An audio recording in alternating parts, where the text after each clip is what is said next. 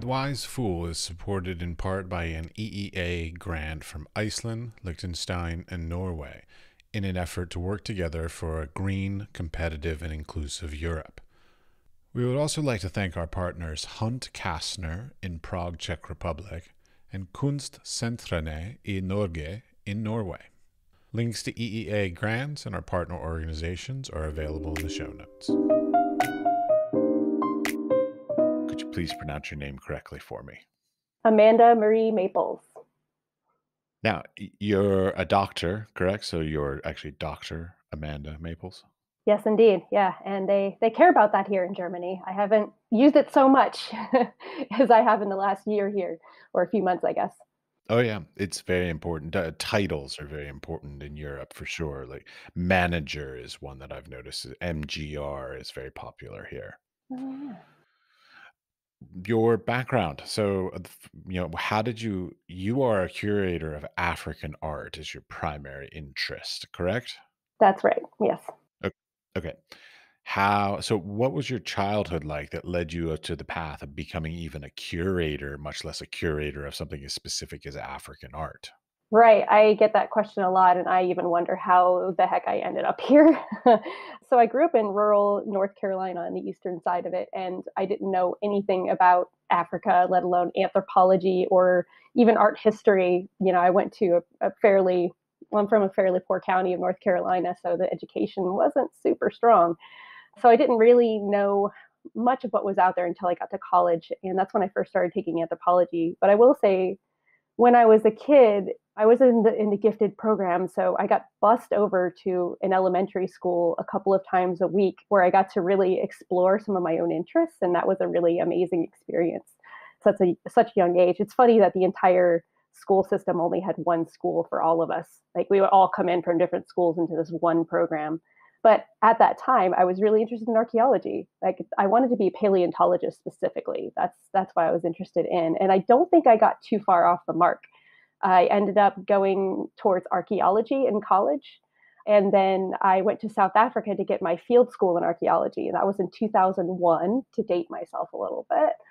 I think that's when I started gravitating towards the continent and learning much more about a history that has been obscured from our educational system for so many reasons and in so many ways, including that of the diaspora. So yeah, I wanted to be a paleontologist, then I wanted to be an archaeologist, and then I ended up working with art. So it's not too far away though, because objects are so central to museum practice and to archaeology, obviously. So for me, one of the most amazing things that happened when I was in South Africa doing that dig, it was a Middle Stone Age site, was touching an object that had not been touched by any other human for 1,000 years. And that just blew my mind. So, being able to connect to one object like that tangibly to tell you a story or to excite your interest, that to me was really powerful. And I think that's when I started gravitating even more towards museums. And I just sort of ended up in African art. We can talk more about that, but I guess that's my more early experience and how I meandered towards African art, if you will. Well, I meandered when I was young as well. I studied with a Cherokee shaman at one point. I did an archaeological dig out in the Anasazi area, Mm. and I've also and I went to University of Iowa with the intention of being a Native American Studies major. And then I got there and they said, "Oh, yeah, we're just starting that program. It'll take another like 4 to 6 years before you can get a degree." And I'm like, "Fuck it." Oh. So but I mean, I was as interested in psychology and Native American studies and all the other stuff like that, but I ended up not going into it. So like, and I don't, for the listener to be clear about this, you're a white girl from rural North Carolina who has chosen to study African art. Do you have any um, people that question those choices? You're getting right in there. I love it. Yeah, absolutely. It's I am a white woman trying to present the arts of Africa to a primarily white audience at the North Carolina Museum of Art. So yes, it's something I think about very deeply, and especially the last year or two when museums, museum practitioners, curators are all coming increasingly more and more under fire for the hand that we've had in normalizing cultural stereotypes, for the sort of single stories that we inevitably tell. Because in trying to show the arts of Africa, you collapse identity, you sort of flatten it out, right? So I think about that all the time, and I am being questioned, and I teach. So I teach at UNC Chapel Hill. I've taught at UC Santa Cruz, where I got my PhD. There's always at least one, if not up to a handful, particularly in California, of especially young women that question me, and they give me side eye when a white woman comes in and goes, "Guess what? You're going to learn about African art from a white lady." I think it's a tricky position to be in because this wasn't a problem when I started studying African art, and it only has been increasingly problematic in the last year or two. Of course, with the protests, with this kind of looking at social justice and equitable representation, et cetera. It's all right. It's all spot on. And decolonization is a big effort that I'm part of. But do I have to abandon the 15, 16 years of work and this powerful art form that means so much to me? I don't think so. But it also betrays a much larger problem in art history, which is there's, I think it's like 8% or something really small of curators across the board, not just in African art, are of color. So it's a much bigger problem than just in African art. It's also essentializing and problematic to think that because someone is of color or of African descent, that they care about African art. So I think that there's multiple problems that run a lot deeper. And also the problem is about access. So if you need a PhD to become a curator like me, are those gilded halls of academia open to everyone? Not so much. And similarly, museums have been places of elitism. That also means that not everyone feels welcome or would even want to work in a museum. So we need to change things at a much, much deeper level. So I talk about all of that very openly. And I think I'm at a position where I feel like rather than being the one voice that's representing an entire continent worth of art over thousands of years, which is already fucking bonkers to think about, we should have many, many, many people trying to think about African art in any single institution, but that's pie in the sky. Like I said, I talk about it very openly, and I think of myself as a conduit rather than that single voice. So if I'm just the person in this position, I have the opportunity then to invite as many other voices as possible into the gallery space, into the conversation, so that I can take a step back, and that's what needs to happen. And I also believe strongly in co-curatorial practice. And what I mean by that is inviting people from the community in to have a voice, to write the labels, to work with me, or in working with curators on the continent, for example. I hope things change. I think this, crossed arm curatorial look that's like, I know everything about this art and I'm the person you should come to. I think that needs to be dismantled a little bit. And we need to think more pluralistically about these voices. So I hope that sort of answers it and makes sense. Sure. I mean, I was teaching in the United Arab Emirates for 6 years, and I was teaching primarily Muslim women about art. And it was very interesting, sort of having to learn as much as I could about the regional stuff so that it wasn't just me as a white male American going into the UAE and basically teaching them about the history of American art and the American types of art and styles of art, but also trying to be culturally sensitive and also sort of culturally inclusive of the region. It was a sort of an eye-opening experience for me because I hadn't had to do that before because I had only taught in America. Right. Yeah. And in that, you were recognizing your positionality, right? So I have to do the same kind of thing. Yeah, I'm a white woman with this kind of education, but yeah, I did come from rural North Carolina. I did have a much more pluralistic experience growing up because it was a military town. So we had people from all over. I had a very broad group of friends. It wasn't just a bunch of other white girls, basically.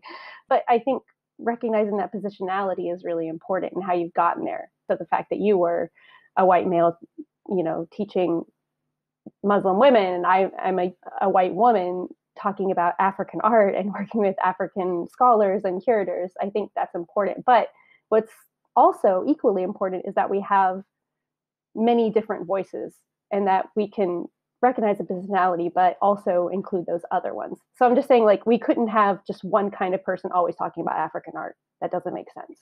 Well, and you brought up an interesting point, which is that like basically the access to the education that allows people to become curators has also sort of a barrier to entry because I mean, just the nature of getting a PhD is expensive oftentimes, and also takes exponentially more work than a lot of people are willing to put into it. Like I still don't have a PhD, but I'm a practicing artist. I'm not a student. I don't know what academic-y kind of thing, but so Scholar? like there scholar, that's a great word, scholar. I'll go with that. So I'm not a scholar, as you can tell by my vocabulary, but You don't need a piece of paper to tell you you're a scholar. I can tell you I don't need a piece of paper to tell me I'm not a scholar also. Come on, have you listened to the podcast? I am not a scholar. I swear like a sailor, and I'm as angry at the system as much as I am a participant in the system. So, I've got a potty mouth too. It's cool. I swear like a sailor. Don't yeah, I mean, worry. it's tough. I mean, the whole, but because like, okay, you want more representation, regional representation. So, I mean, it's not even about just African art; it's also about South American art and Mhm, Asian art and all the other, mhm, underrepresented, curators of specific sort of regional stuff. mhm, There's just not a lot of opportunities for them because, as I said, like for me, it's about the expense of an education, but mhm. it's also just sort of not culture. Maybe it's not culturally something that the people are like, I want my child to grow up to be a curator, you know? Yeah, no, that's what I was saying. I didn't even know that my job existed until well into my college career. So already that shows you if you don't know to go towards that, you can't have those building blocks, and also just, yeah, the access, it's so expensive. So if you think about, especially in the United States, how much money it costs just to go get a 4-year degree to then even realize that you need a master's and also a PhD to become a curator, it's not available to everyone. So I think we also need to recognize different kinds of knowledges and different kinds of paths towards becoming a scholar. Like there are other ways of learning about art or learning about objects that don't necessarily mean a PhD. That's going to open up some really guarded canons, if I can put it that way. You can put it whatever way you would like. That's fine. Well, it's tough. I mean, okay, like then when I think back to it, like when I think about it, like you chose, okay, your title says African art. Mhm. Africa is a continent. I mean, Mhm. how, like that's a huge topic. Like say, even saying American art somehow Mhm. seems smaller than African. That's like saying Asian. I mean, that's a massive, many cultures, many regions, many dialects, many tribes, many everything like this. Mhm. I would imagine so like, I mean, I'm sitting here sort of with your CV open and stuff, and I see things like Sierra Leone and Senegalese gold jewelry, like so you have some more specific interests than like the whole continent. Yeah, you have to. That's the other thing is, you not only have to go through a fuck ton of work in schools and colleges and universities and getting your degree, you also have to dial in a really specific focus. That's what academia wants you to do is find your tiny little niche that only 4 other people talk about. And then you write your dissertation on that. And I think that also needs to get taken apart a little bit. And I have noticed more and more lately that there's a lot more global views, transnationalisms, multiculturalisms, kind of thinking about different kinds of art across time and space rather than dialing in on this one culture, for example. Like that's a very constructed notion of what quote unquote African arts are or American arts are. And that's the other thing that's really at play here is that in museums, especially, American art has come to mean a particular thing that excludes a lot of other kinds of artistic expressions or people of particular colors or genders or whatnot. So, same thing happens with African art. This canon has been constructed from a very particular positionality, and that is of the global north. And it doesn't often include what maybe the global south might construct as the canon of quote unquote African art. And you're absolutely right. The first week of class, when I'm teaching introduction, or actually it's called Survey of African Art, and I tell them that is a misnomer. That's impossible. There is absolutely no way we can look at even begin to scratch the surface of thousands of years of artistic expression on this giant ass continent. So guess what? Survey, throw that out the window. We're going to try to look at a few different things, to look at some broad themes and try to understand just some of the artistic practices that have happened on the continent. So yeah, it's so fucking huge. There's just no way. I remember in undergrad, my one of my professors, the art history professor, he specialized in Etruscan mirrors. And so he spent like we were doing the overview of art history, but he spent like 4 weeks on just Etruscan mirrors. And I know far more than is any human needs to know about Etruscan mirrors because he made us learn all this stuff. I don't know why, but again, it goes back to that sort of uber specification Mhm. in the higher education and academia that I think it maybe. I mean, while it's great and I love that his knowledge exists, I don't feel that he necessarily needed to put it into his classroom. So, like, that's a whole different issue. Yeah. But but you brought up a topic that I think was sort of interesting. Okay, so like in America, there are. I'm probably going to get some chastised for this, but I'm going to say it anyways that like there's the formal art world which generally falls under educated artists, so artists of some have gone to some schooling, let's say, and then there's sort of the separation to the outsider artists, and they Mhm. are treated very differently and they're looked at very differently. I don't know anything about African art, so I'm coming to this as a complete idiot. So please educate me. In Africa, is there sort of a separation of that? Like, is there a educated artist, or is it more sort of outsider, non-trained, sort of? I don't even know what like indigenous art. Like, Mhm. what's the hierarchy of the more admired and respected works? I think you're actually hinting at something that is at play in terms of why African, quote unquote, or African American and diaspora arts aren't as well represented in museum spaces in the global north. And that is that it's all thought of as outsider art when you're looking at it from the global north, because in school we're taught classical arts or Renaissance arts and modernists and all of that from a very Eurocentric perspective. So let's look at that, but also set it aside for a second, because I think there's some problems there. But even within Africa, of course, there are schools, there are trained artists, there are professional artists, there are ones that have studio, there are ones that move all over the world as well, get training in Europe, come back to Africa. I mean, we get all of the kinds, but then there's also masquerade artists that are still working very much for a local community, but are contemporary practicing artists as far as I'm concerned, but they don't get included in the contemporary galleries, for example. And they don't have that international recognition because they're not working within that art market proper. Okay, wait, go back one step. I want to Mm-hmm. know a little bit more about your knowledge and specifications of like your interests. Are you more sort of studying and working with historical African art or contemporary African art? Both. You can't exclude one from the other. Damn it, I was looking for something simple and clean. Okay, go Sorry. on. That's one of the things I harp on constantly in class, in my lectures, in the work that I do in the gallery, is that this binary, this pervasive binary of the traditional versus the contemporary has been set up, but that's really a northern perspective, Euro American perspective. I think that's, Masquerade, for example, that's specifically what I've studied for a lot of my career.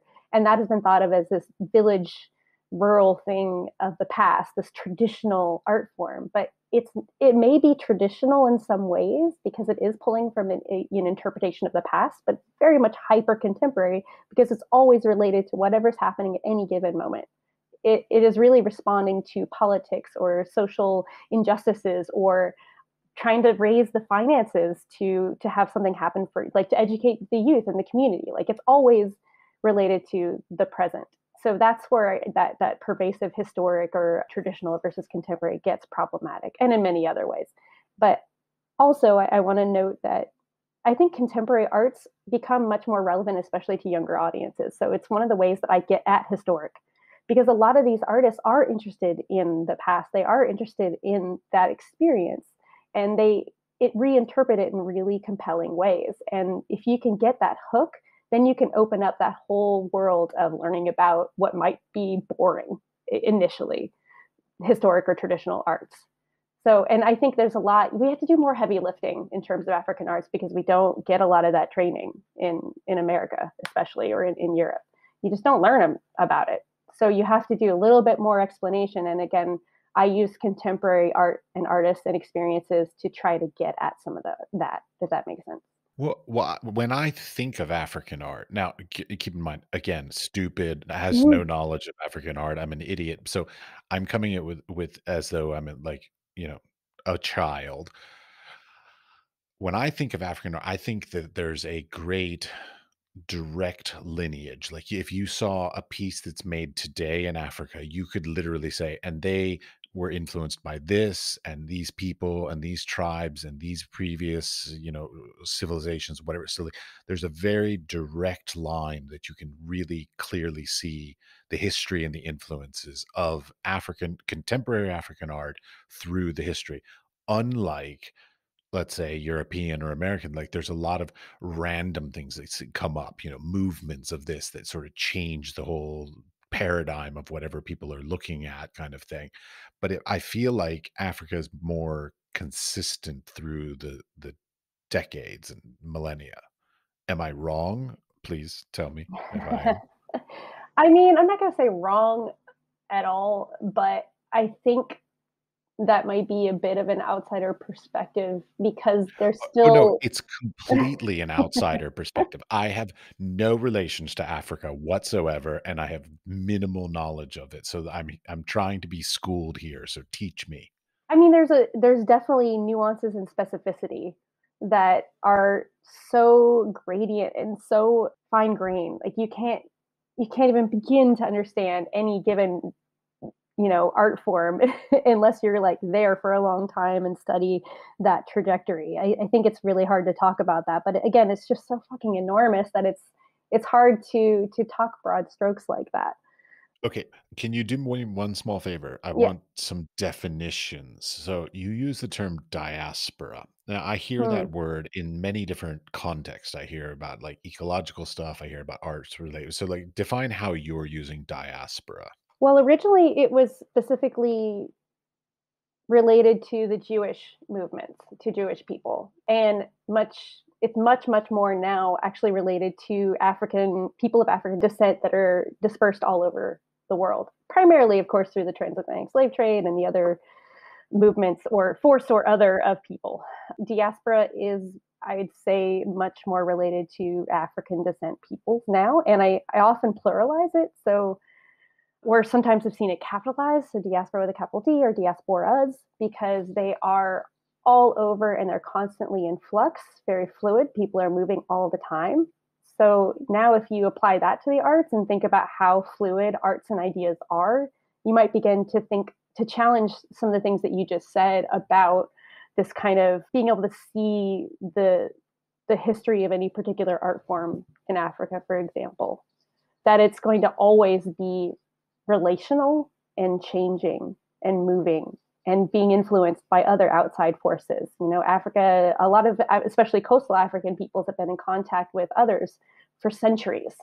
So you have to include all of that as part of African history. So Africa is not the elsewhere of the West. It has been part of the West and the global world for a long, long time. So I think isolating Africa as its own thing is already going to be problematic. Okay, the other thing I wanted to know more about, Masquerade. Mhm. Yeah, are we talking like masquerade balls? Are we talking like Halloween? Or are we talking like tribal dance masks and this kind of stuff? Like what give me some context, some understanding of what, because on your CV it also says urban masquerade. So Mm. like give me a give me an understanding of what that means. Yes, so I definitely teach masquerade as well because yes, I mean depending on who you are, your own positionality, you have a particular idea of what masquerade is, and sometimes that is a masquerade ball in Venice, for example, and you've got those beaky masks, and or carnival in the Netherlands. I actually studied that for my master's, so I was very interested in masking in that context, and Masquerade in Or terms. Mardi Gras. Yeah, Mardi Gras. I mean, Mardi Gras and Carnival exists in many, many different places in the world. So masking is pretty much a global phenomenon. Now, what I study, particularly in Sierra Leone, is a masquerade form that was invented in the city by people of multicultural descent that were all dropped into Freetown, which is the capital of Sierra Leone, and had to find a way to get by in a really tough situation without your family, without your community to help you. So especially the youth, they had to band together as this kind of ragtag group of kids that wanted to raise the money to survive. So they start masking because that's actually a way to get money, is to perform. People give you money to do that, or you have to make the masquerade so the artists get the money for that. So it is very urban in nature and very specific to that history of Freetown and to that ragtag group of young kids that were coming from all over.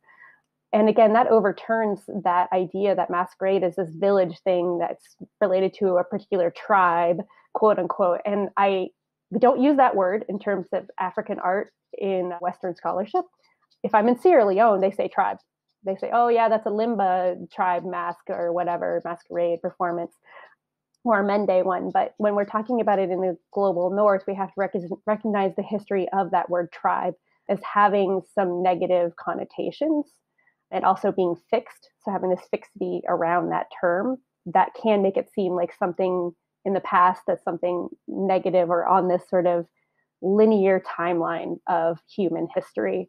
So I just wanted to note that, like, tribe in the North American context, which is where you're coming from and what you were trained in, it means a different thing, and you need tribe to be legally recognized. Okay, so I definitely talk to my students about that term tribe and why we would or wouldn't use it when we're talking about African arts. So I just wanted to note that. Oh no, well, I lived in the Middle East, and they're very tribal there as well. Yeah, and tribe has actually gotten this sort of renaissance, right? So find your tribe. It's been made a hip term these days too, right? I don't know if maybe I'm 41, so I remember that being something that was happening the last few years. Maybe it's not anymore, and I'm not cool, but I have no idea. I'm not cool at all. So like that, not even on my radar. So yeah, sure, I believe you. All right. So now you worked at you technically work at the North Carolina Museum of Art. You have worked at the Smithsonian, but you're currently in Hamburg, Germany. So tell me how all that sort of shuffles together and how did that come together? yeah, all of that is correct. I'm a bit of an overachiever. Leslie Knope is my spirit animal. So I am a curator of African art at the North Carolina Museum of Art, and I saw this. I was already publishing on this idea of restitutions and reparations, which kind of circles back to some of the things we're talking about, social justice and equitable representation, and this reckoning that museums are having right now in this decolonial moment. And I was Put a writing pin about in that. that. Put a pin Yeah, in that. We'll come back to that. yes. So I was writing about that, about Benin Kingdom objects specifically, which is present day Nigeria. So this is the most famous case of looting of art objects on the continent. In 1897, the British came, they took thousands of objects, they burned the city, they ousted the king, like they were total fuckheads. And they then sold all that stuff on the market to finance that raid. We'll put a pin in that too. I don't need to tell you the whole history of it, but those are the most visible arts for having this conversation about restitutions and reparations. So I was writing about that because the North Carolina Museum of Art has a few, just like many American museums too, just like a whole bunch of European museums have. So I saw this position come up to work on this project called Digital Benin, which is hosted by the MARC, the Museum am Fruchtenbaum, if I can say it correctly. My German pronunciation is awful. And so I threw my hat in the ring to be the research coordinator for the project. And I didn't think I would get the job, and I did. And then I was like, oh, fuck, now what do I do? Are we really moving to Germany for 2 years? And, my husband, who is amazing and an artist, is able to come with me. He's that nimble, and we moved over here. And I was also lucky to have such a great working relationship with the chief curator at the NCMA and the deputy director and the director. They all supported me in this endeavor and agreed that it's such an important project and such an important visible way of picking away at that restitutions reparations problem. So sorry if I'm going on too long about this, but all of that kind of background was important for all of us to realize, like, this is an important project. This is one of the most important things happening in African art. So I kind of dropped a lot of things I was doing. I reduced my hours a bit at the NCMA, and I'm juggling two jobs essentially. When I first came, I was also still teaching at UNC Chapel Hill. So it was it was an exhausting first few months. But I think that's the long and the short of how I got over here. And yeah, I'm managing a lot of different projects, but that's kind of how I do. Okay, because I grew up in Washington, D.C., so the Smithsonian was Oh, like yeah. my childhood museum. So like I love that place. Oh, yeah. So sorry, I forgot about that. I curated that Good as Gold Fashioning Senegalese Women exhibition for the Smithsonian. And before that, I was working on their e-museum project. So I was researching their collections and kind of pushing out as many of their objects into a digital platform as possible. So some of that experience also feeds into the Digital Benin project, which I'm working here, which is digitally reassembling all those objects that I told you about that were dispersed globally. I've tracked over 4,000 objects at this point in about 100 museums. I'm sure there'll be more, but that's where we're at right now. And it's a big job to talk to that many museums, that many staff, work with that many objects, and try to get them all into one database. But I have an amazing team that I'm working with too, that I highly respect. The Smithsonian was also a big place. I mean, we all grew up hoping to go to the Smithsonian, right? If you were a museum person at all. And it's such an amazing asset for our people, for our American experience, right? Oh no, I literally grew up in in the Smithsonian. Like my mother worked there when I was in like intermediate Oh, school and stuff. So like literally did. Like I remember at the end of intermediate school, like my mother would be like, "Okay, take the metro and meet me at at the Air and Space Museum." And like so like I literally grew up there. So yeah, I love the Smithsonian. we grew up driving the 5 hours to go to the Smithsonian when we could. Yeah, no, it was 5 miles from where I grew up. Oh, I would live again in DC in a heartbeat. I really loved it there. Working at the Smithsonian, it was like a dream every day. I was so just like, I can't believe I fucking work here. And the staff at the National Museum of African Art are family. I still work closely with them. I'm actually working on another exhibition with the Smithsonian right now. It's tentatively entitled New Masks Now, and we're working with individual contemporary artists that work on Masquerade. So some of those things that I was talking about are very much going to be turned into an exhibition with a publication, and thinking about these artists are individuals that are not recognized in that contemporary art canon, but are very much making waves and making amazing art that is globally related and is moving around. So I'm working with three other scholars. Hervé Youmbi is Cameroonian, Jordan Fenton, and Lisa Homan are all the scholars working on the project, and I'm the lead curator. And again, it's just another fantastic way that the Smithsonian is sort of supporting this new research that's happening in this direction that we need to be moving. Okay, so that leads to going back to that pin that we put in on the whole sort of issue of reparations and what is it? No, Restitutions? restitutions. Okay. So I mean I've heard these conversations for decades about like basically how people should all the museums of the Europes and Americas should be returning their stuff to the native lands that they stole these things from. Yes. And they should. Okay, well, that was sort of the leading question was like, "And where do you fall on this position?" Yes, restitutions, reparations, yes. Digital Benin is not directly doing that. We are sort of providing the opportunity for those requests to be made by stakeholder communities. We do not, as a project, take that stance. However, I, as a personal individual scholar and museum practitioner and curator, do very much support that circulation and a larger, broader notion of circulation of objects. So, of course, I'm very focused on African art ones. This is not That's not the only way this is happening. This conversation is happening right now. But what I will say is I have been talking to a lot of people, interviewing, publishing, thinking about these global circulations and the return of objects. And it's not it's not that simple. And it's not a one-way movement.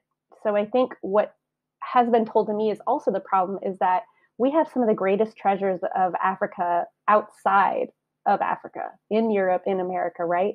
But it's not like any of the African museums have some of the greatest treasures from America. to display. So we need to be thinking more broadly about the circulation and having a more global representative of treasures and the greatest arts everywhere for people to have that experience, to have that education. But also, the most important treasures should be returned to the African continent so that young people, children, young artists, that stakeholder community can have access to their own important histories. So, like, we wouldn't take the Liberty Bell and send it somewhere else, would we? We need that in America. We have our own treasures that we would never let go. So we need to give those back, and they are outside of the continent, absolutely. But at the same time, a lot of these communities want to be represented. They're very proud of their heritage and their history. And these histories that are so violent, like the Benin Kingdom raid by the British, that should not be forgotten. That should be talked about. So you have these sort of ambassadors that can still live in different museums to talk about that history. But if you're looking at the hundreds of objects that the British Museum has or that other museums have, I don't want to, I shouldn't probably list too many, it's tipped in the wrong direction. So they have a lot more to give back, basically. They don't need so many as the ambassadors, is what I'm saying. Well, the British Museum is sort of the lightning rod with the like the Elgin marbles and a Yep. bunch of other things that they're sort of being pressured to give back. So, but I mean, for that matter, the Louvre, I mean, technically then the Louvre should give like the Mona Lisa back to Italy. And like, I mean, there's all kinds, I mean, this is not just a Africa versus Europe and America thing, because I mean, there's even things with like the World War II, the Nazis taking things and how those should be returned and all. Hmm. So, I mean, this is not a singular conversation about No. Africa. This is I mean, but it's the question of like, should art of a geographical location only be in that geographical location? Like, I No. grew up with Smithsonian, so, like, Mhm. I absolutely loved that when I went into the Smithsonian, even though it's an American museum, I could see stuff from Europe and Asia and Africa and South America and Central America. I mean, like, I could see the history of the craft or the art or whatever from throughout the world. I could go up to the Met and see the Egyptian stuff. And I mean, there's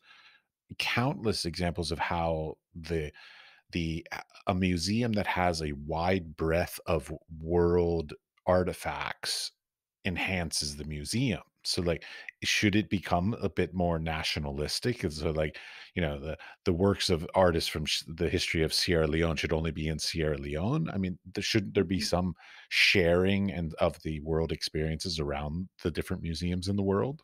Yeah, that's absolutely what I'm getting at, is that we should be sharing much more meaningfully in a more equitable way. And I think that's precisely what you're saying. Like, why would only you get to have that experience growing up in DC, where you get to see the arts all over the world and be inspired? I mean, that's why I ended up working so hard, tirelessly for African arts, or to talk about them, because it blows my mind. And I think it's really important for us all as developing humans and young people to see the way that other people think across time and space and other cultural sort of knowledges, and how it is very different, but that difference is important. And you learn more about yourself by seeing those differences, if that makes sense.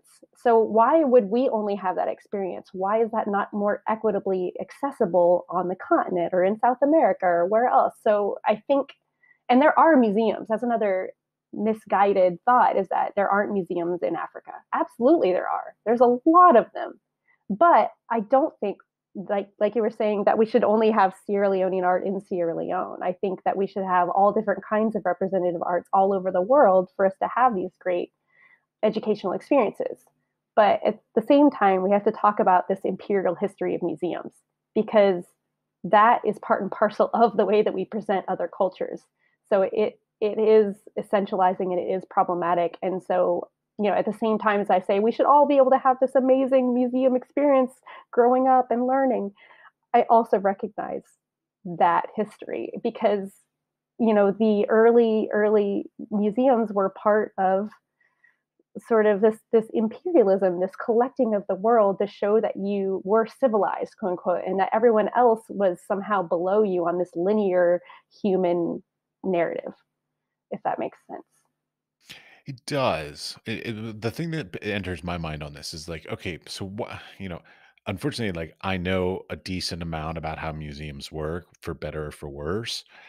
So the question is like, okay, what let's say in a perfect world, every museum in the world said, "Yes, we will repatriate every object that was somehow stolen or taken from a different culture back to that culture and their designated museums." What's the perfect idea of how that will function? Because to me, in my mind, that sounds like it's going to become the world would become more nationalistic. So, like, if you want to learn about Sierra Leone, you have to go to Sierra Leone. If you want to Mm. learn about, you know, Germany, you would have to go to Germany because everything would be returned. So, like, basically, like, I feel like because of the way that I know that museums are very selfish in many ways. Like they don't want people necessarily to go to other museums. They want people to come to Mhm. their museum, Like that's because that's how they fundraise. That's how they get their support. That's how they get the people through the doors because they want people to come to them. They don't want to tell people to go somewhere else. So like how could that work? I think it's going to vary because I think one of the things that needs to be looked at and taken apart, and is again part of that decolonization of museums, is having a different way of representing and using and storing the objects that are much more relative. So that includes indigenous worldviews and ways of using art and objects. So ideally, these museums would all kind of open up a bit more and not have such calcified borders around the way objects should be used, stored, thought about, displayed, etc. So I know that's very, I'm not saying anything specific, but I think that they're all going to look a little bit different if we include other ways of thinking about and speaking about the objects. So at the same time, though, the museum set is very much in place in African museums as well. So you still see some of that colonial mindset apparent because that museum was created by the global north essentially. So some of those frameworks aren't going to go away, and maybe shouldn't necessarily, but we all at least need to understand how those frameworks came about, because I think now that we can use them. I believe in museums. Obviously I wouldn't still be working in one after 16 years if I didn't believe in them, but at the same time it has that violent history, it has that imperialism about it. But I think we can use those spaces to have these really powerful conversations about history and about experience. Well, I mean, like I was recently listening to the Malcolm Gladwell tirade that he did about museums. Have you heard this podcast? No. Oh, you should listen to it. It's revisionist history with Malcolm Gladwell. He's marvelous. I love Malcolm Gladwell, so I am not knocking him at all. But boy, he went on a tirade about how much he hates museums and how much he hates how majority of their objects are in storage. So like Hmm. they just buy things to own them, but they don't ever exhibit them. I mean, like I grew up at the Smithsonian again. I don't know why I keep saying that, but I grew up at the Smithsonian. I think it's like what 96% of what the Smithsonian owns is not only not on display, but has never been on display and will never be on display because they own so much that they just put into storage that they never put out.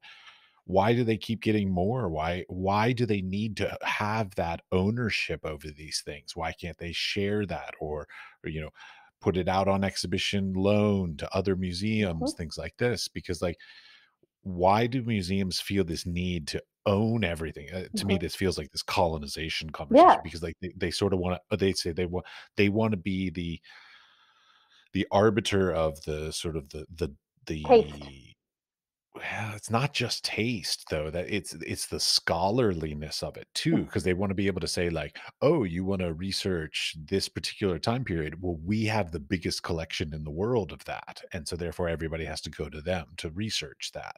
Like, it's this desire to be the keeper of knowledge, keeper of objects, keeper of scholarly research that is questionable. Hmm. Yeah, and jealously guarded. Why is that? Well, I mean, if it again indicates that assertion of being at the top of the pyramid, of being the best, of being number one. And It comes from that colonial history, from that need. I mean, if you go back, there was that need to get public buy-in for the colonial project. So it's part of that. If you collect the world, you are the most civilized because you are the one that articulates what it means and how it should be displayed. And you are also the conqueror in some ways because you were able to take all that and put it in one place.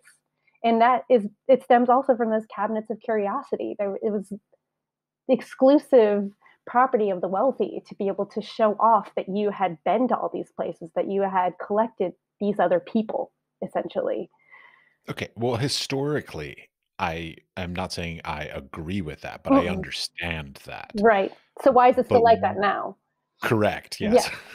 So, I mean, but that's why, because that's still there. That's not an easy upbringing to kind of turn away from. But that's why decolonization and sort of self reflexivity in the museums is so imperative right now, and why it's happening. But it's not, museums, they do not pivot quickly. They are glacial. They're like the Titanic, like they can't turn very quickly. So it takes some time, and that's part of the problem in museums too, is that they need to be a bit more nimble and able to turn more quickly. So anyway, all of that I think is finally shifting. As you noted earlier, restitutions, return of these objects that have for so long been jealously guarded and in these gilded halls of knowledge that is articulated only from this global north perspective, I think they are going to be moving other places. And I think long-term loans is part of that too. And again, there's more global circulations of things. I think it's shifting. And like I said, you pointed out that this conversation has been happening for a long time. People have been making requests for these objects to be given back for decades and decades. That's it's a problem. And so even if there's legal issues, the objects are supposedly owned by the public, not necessarily by the museum, depending on the institution. So it makes it, that sounds beautiful. It sounds lovely. We all own those things, but it makes it much harder to give things back, frankly. So there's issues with that too. It'll take some time, but I think it's finally starting to happen. Well, but beyond that, part of it that I see as as an outsider of it all is I see also like let's take the Louvre as an example with the Mona Lisa, right? If the Mona Lisa was not at the Louvre, there would be exponential drop in attendance to the Louvre because Mhm, that's a primary draw of why people enter there.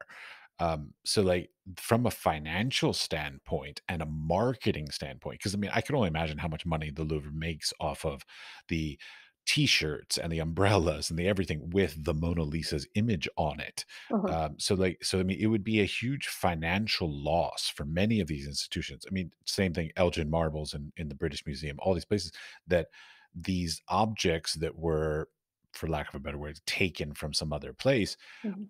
have now become sort of symbols of that place, and they would lose that marketing position as well. So, like, that's a difficult thing to deal with.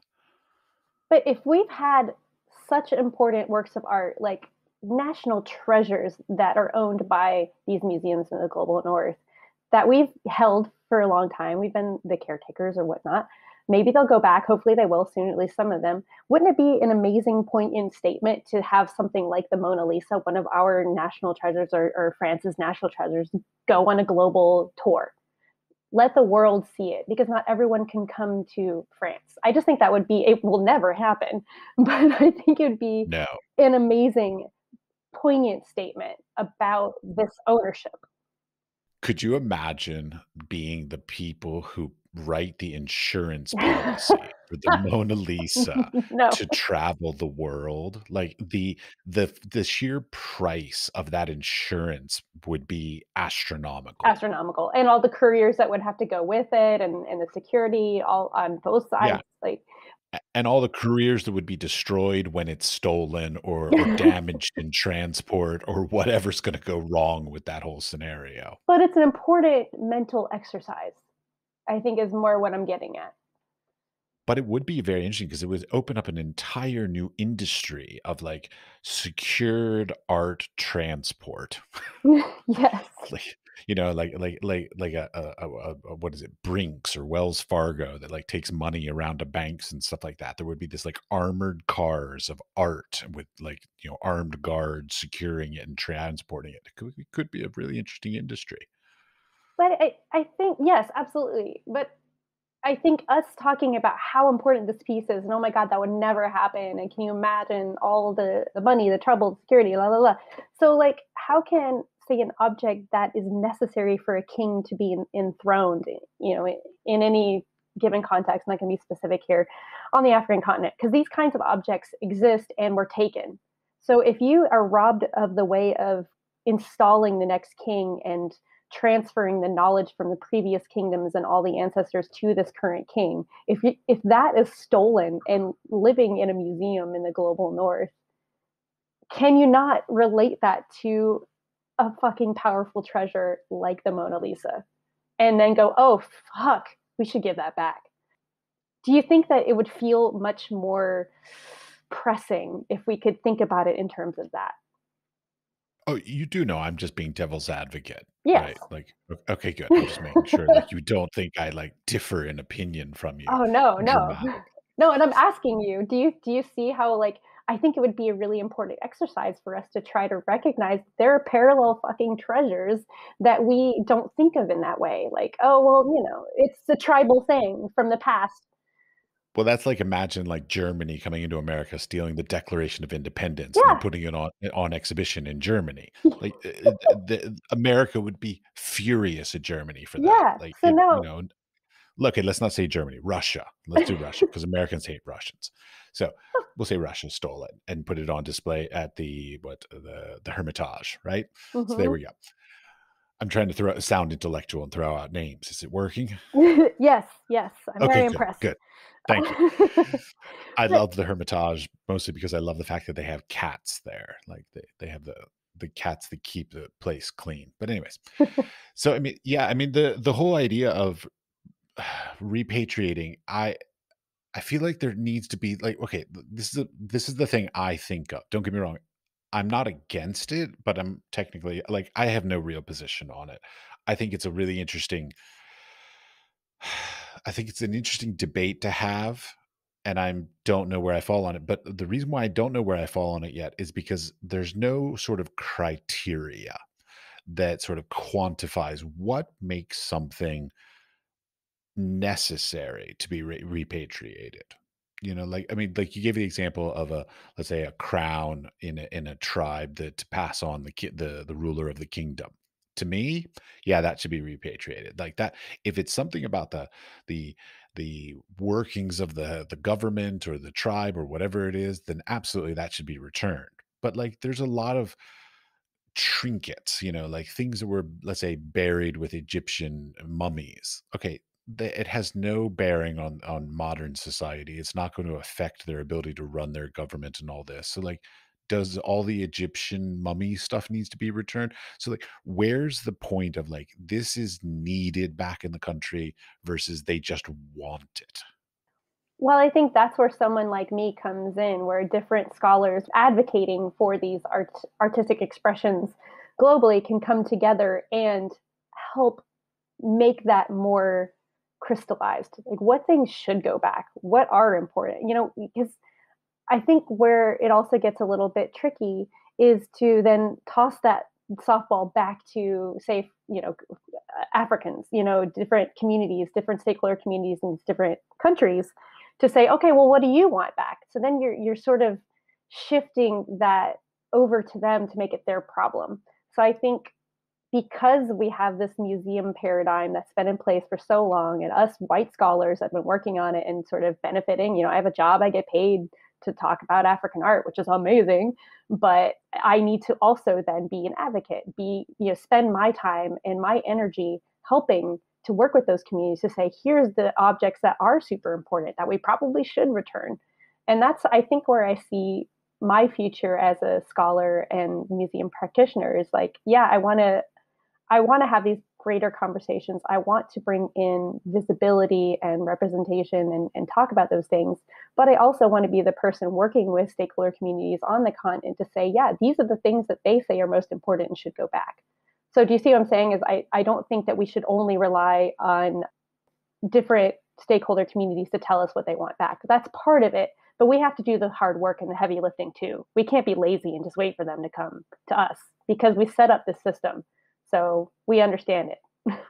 Right, but I mean, but that's the thing to me. There's a I feel like there's sort of a if there was God, it's like it's okay. It's like the Nazi return stuff. Like they set up a series of sort of rules and regulations saying like if this happened and or this thing is this important and or you can prove this or that, then it'll be returned. But if you don't have all that stuff, then it won't be returned or you won't get reparations or whatever. Like I feel like everybody's just sort of crying out going, "I want my stuff back." But they're not saying like what stuff or why or like I feel like if there was some sort of rules or guidelines that were consistent throughout the globe. So Hmm. again, this is not specifically about Africa, the the the whole conversation might go a little bit smoother. Yes.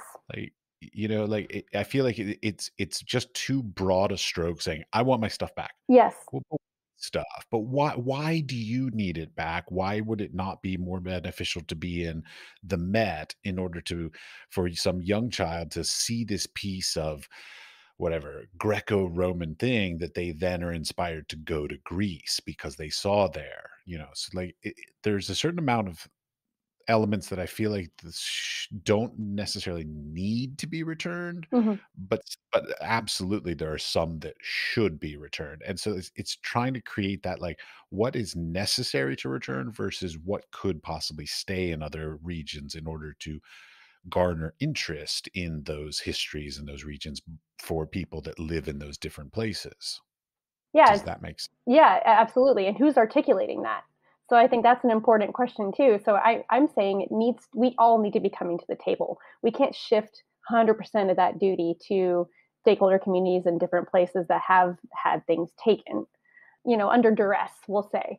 So it may have been directly looted or stolen, or it may have been taken during the colonial era when there's a power dynamic in place that made it, unequal and unethical. So anyway, I think there are consortiums and different groups of folks that could all come to the table. So you would elect some kind of representative from the institution, from the stakeholder communities, from the American or Euro American institutions that would all come together and go, here's the list, here's the collection, here's what we think, and here's why. It's spreading that work around more evenly, and also everyone can come to the table with the different reasons that things might need to stay or might need to go or might need to be long-term loans or going different places in the world or staying put or whatever. And there's so many different factors to take into consideration there. Also the stability of the object. Can it go to those places or should it just be shifted back to the stakeholder community and left there for good because otherwise it's going to fall apart? I mean, you never know. It really depends. But the first step of the institutions that hold most of these objects, again, the global north, need to be transparent about what they've got and publish lists. That's what most people are calling for as the first big step, is transparency and publishing the provenance. So the historiography of the objects, when they were taken, when they circulated, how they were sold, who they went through, blah, blah, blah. A lot of times we don't know that for African art. There's a whole other thing there, but we won't go into it. But so if you're publishing your list, then people in other places in the world can see what is in the institutions. Because like you were saying, the Smithsonian has 96% of their collection in storage, but they are also, and that was the part of that e-museum project that I did, trying to put more and more and more of it online so people can get access to it. Then there's also the problem of whether or not you have access to internet, but that's a whole other issue as well. Well, I mean, that's something that I think about too is like, couldn't some of these museums just sort of lie? Like they could just go, "Oh no, no, no, we didn't steal that. That was just here. Well, like when we opened, it was just miraculously here. We don't know where it came from." Like, couldn't they just, to a certain extent, lie? Because in the museum industry, provenance and paperwork and all this kind of stuff is incredibly important. And I mean, to a certain extent, like these things we're talking about right now, there's no paperwork on them. Somebody went into some foreign country, they stole it, they brought it back, and then they basically fenced it through some illicit person, and then somebody owned it, and then that person that owned it gifted it to a museum, and there now it's suddenly in a museum. But there's no paperwork on that. There's no way to, take it all the way back. So that's a very difficult nature of the whole provenance and paper trail of all this looted and stolen stuff. Mhm. Well, there are certain time periods and certain kinds of objects that even if you don't have a paper trail, you have reasonable enough certainty to say that it should go back. So, for as a recent example, shrine figures from the Igbo area of Nigeria that were taken during the Biafran War. You might not have any paperwork of that, but if it dates to that time period, it was not taken with permission. So Chika Okeke is one of my favorite scholars who very loudly and aggressively attacked, I think it was Christie's that was going to sell these shrine objects, and said, you really need to pull these off of that sale, do that provenance research, because you would not have shrine figures like this that were taken ethically because they came out during the Biafran War. So that's already a problem. So even if you don't have the paperwork, though, he and a lot of us other scholars advocate that that's the kind of thing that should just go back wholesale. Like we don't need something like that that has so much spiritual importance and needs to be in that community and not ethically. So anyway, but the other thing I wanted to say in response to you is museum practitioners are not about that life, the lying, the like holding it in tightly. I think we're working against a larger institutional infrastructure that is difficult to change, and it takes time to change. But we're also a bunch of humans that care. I mean, maybe I'm a little bit biased because I'm a museum person, but No, no, you're a lot biased, but it's fine. but I feel like a lot of us really do care, and we want to do the right thing, and we're working hard for that. And so I think there's a lot of good people working in a system that is problematic and it needs to change, and it has reached that point where people question its very existence. And we need to think about that too. Like maybe museums need to be dismantled in the way that we know them. Maybe they need to be something entirely different. But how do we get there? So I will say that I think a lot of us do care and do want to do the right thing. I'm sorry if I offended. I did not No. mean it as though the curators were liars or anything like this. I just meant, like, I could imagine a number of museums just sort of like you were saying about transparency, just maybe it's not like an actively lying, but it's sort of more of a lie of omission, or Mhm. a passively just simply not offering enough information to be able to go, "Oh, no, wait, that's ours," kind of thing. Like they just omit things. I mean, I could see it happening. I'm not saying I have seen it happen. No, it's a fear, and it's one. Again, I've been talking to a lot of different museums, a lot, especially with this project, and so I know very much that history and the different individuals that you have that are pushing against that system, and there is a jealous guarding of it, or just like, yeah, we won't publish that provenance because then somebody might come and ask for it back. There is a bit of that fear, but I think that has been dissipated at least somewhat. I think it's starting to come apart, but I can't speak to some of those really big institutions that have some of those amazing treasures, like the Cape Lee, places like that. You're just like, what's happening internally there? When are they going to publish those lists in a more transparent way? But they also have so fucking much in their storerooms that it's an enormous amount of time and money and staff that need to come together to get that done. And that's where I think it gets a little bit insidious, because like if the museum's not going to put in the time, the money, raise the money to do that, then that's, do you see, that's a way of keeping those close at hand instead of opening it up and being open to that possible Yeah, just circulation. saying, "Hey, we don't have the budget to do Yeah. all this work." Like, yeah, it's an easy scapegoat thing. Yeah, because you need to put things out on display to get the people in the doors to like survive. And especially now with COVID, museums are especially at a critical juncture. I mean, a lot of us are folding and might fold. And it's because we can't have that foot traffic or can't raise that money. So now if you're simply struggling to stay open, are you going to have the time or the money or the effort to document the collections that are not transparently available to people globally. Well, there's also the issue that sometimes things are sort of misrepresented. Like it says, like, "Oh, Mhm. this is from some place in Southeast Asia," but in reality, it was from northern Russia or whatever. Like sometimes some things are just simply miscategorized as Mhm. well, and sort of given the wrong provenance. Yeah, I'm seeing that with the Digital Benin project. I'm kind of having a look at thousands of objects around the world, and yeah, actually, that's not Edo, that's Yoruba, for example, like these objects. So then we can help the museums though make those determinations. But I mean, that's just a little drop in the bucket of the thousands and thousands and thousands of objects that these museums have that are miscategorized or misrepresented or just not at all digitally represented. So how would you know to even look for things? Well, yeah, because they're misfiled and Mhm. miscategorized. And I mean, look at what Raiders of the Lost Ark. I mean, they lost the Ark. Come on, Yeah. come on. So, okay, wait. Now you've used a term that I've let you go with, but I need you to define for me, which I've never heard before, which is global north. Yeah, I feel like this is a sexy new way to talk about Euro-American normativity and positionality because it also it shows how centered we and the global north, quote unquote, we, I say we because you and I are from North America, have been. So if you look at the map, who's on top? Who's in the north? Like why who decided that the map would show Europe and North America at the top and South America and Africa and all that on the bottom. So if you look at some of the earliest maps of Africa, of contact, it was actually flipped. It's the other way around. And if you've ever looked at that map, which I urge you to try to do that, feel how weird it feels to go, oh wait, Africa's upside down. It's like, no, that's just your positionality. So I think using terms like global north and global south kind of points to that positionality and points to that normativity that has been created by centering Euro American experience of the global north.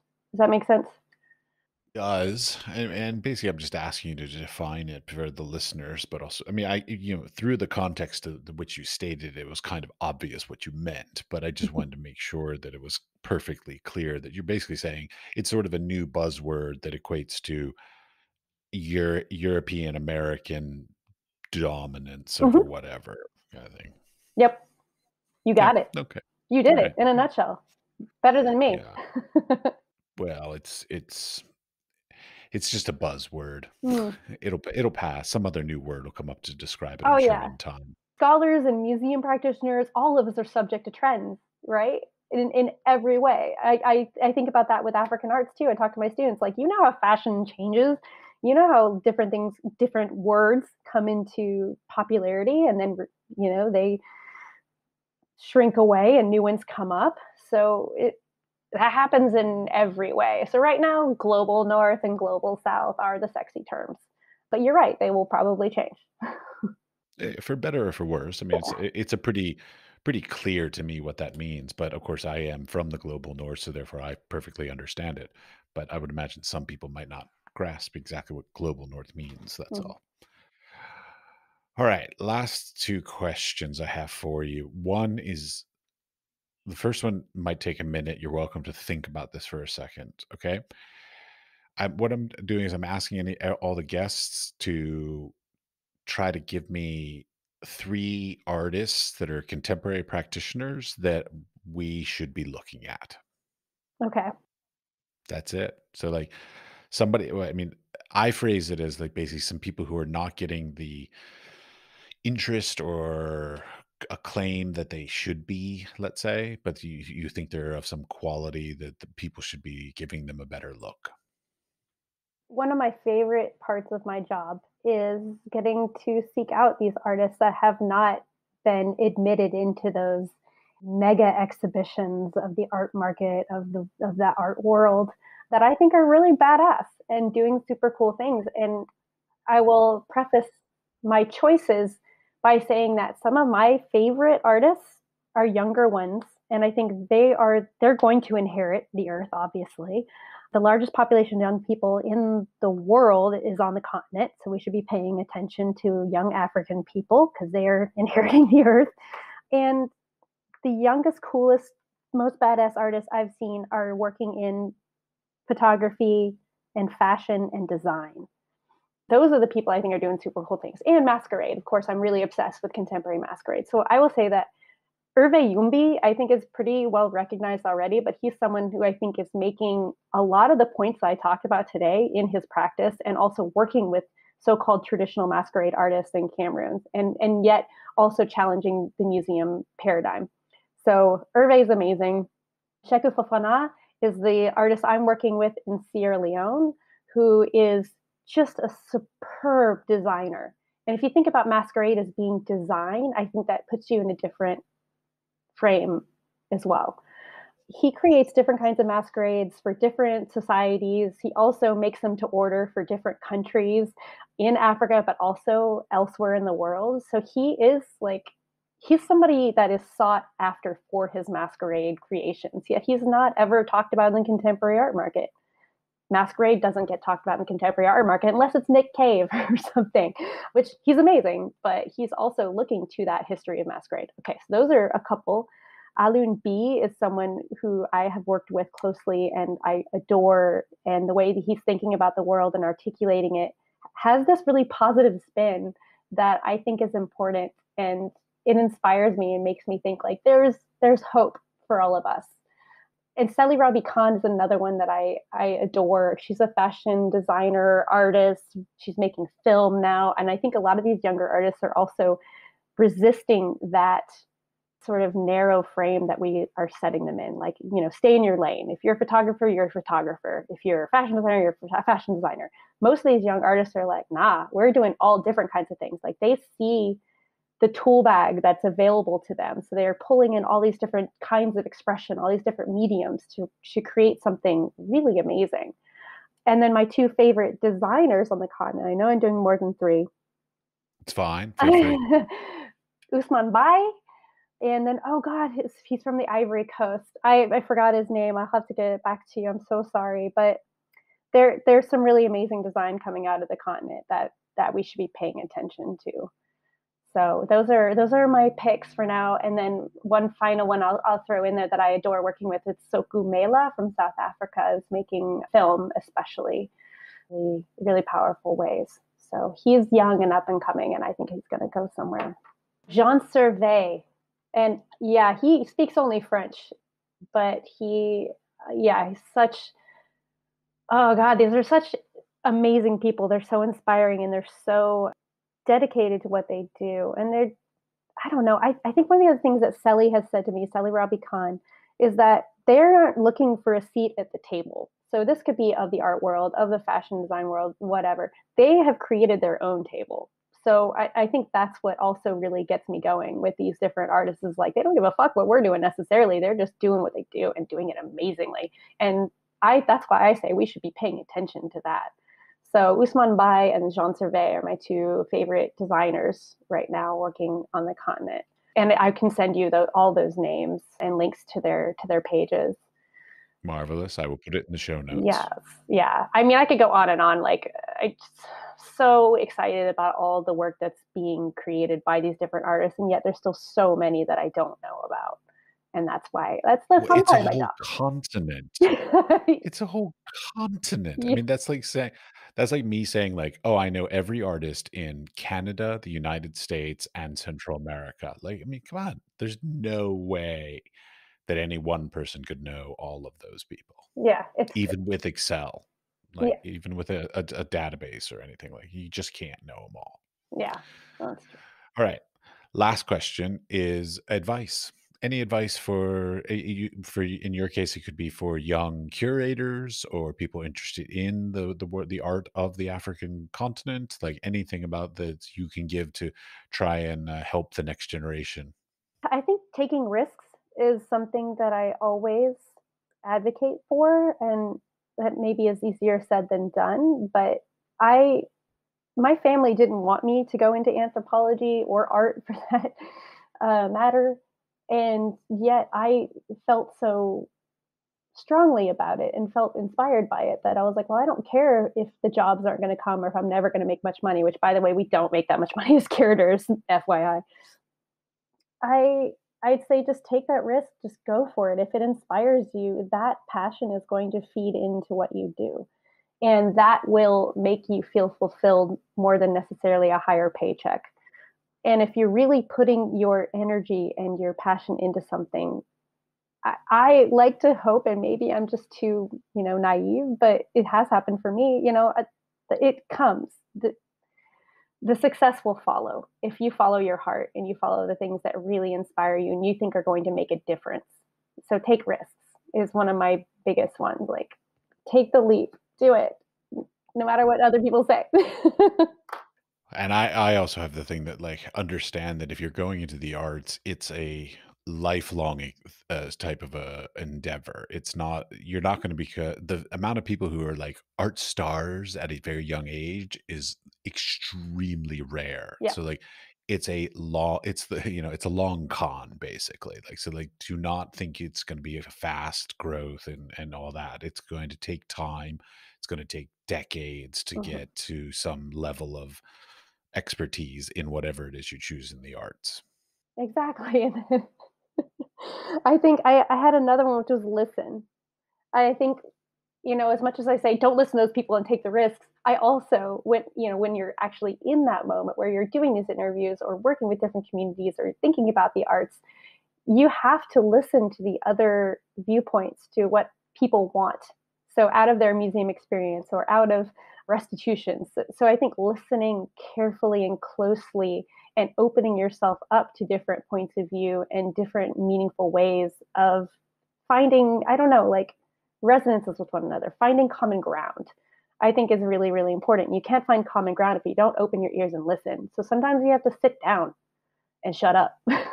And I have to remember to do that myself too. Is like, if everyone says you're drunk, you should probably sit down. So sit for a minute. Oh, I never listen to that. Anytime somebody says you're drunk, I'm like, "I need another drink." No. Yeah.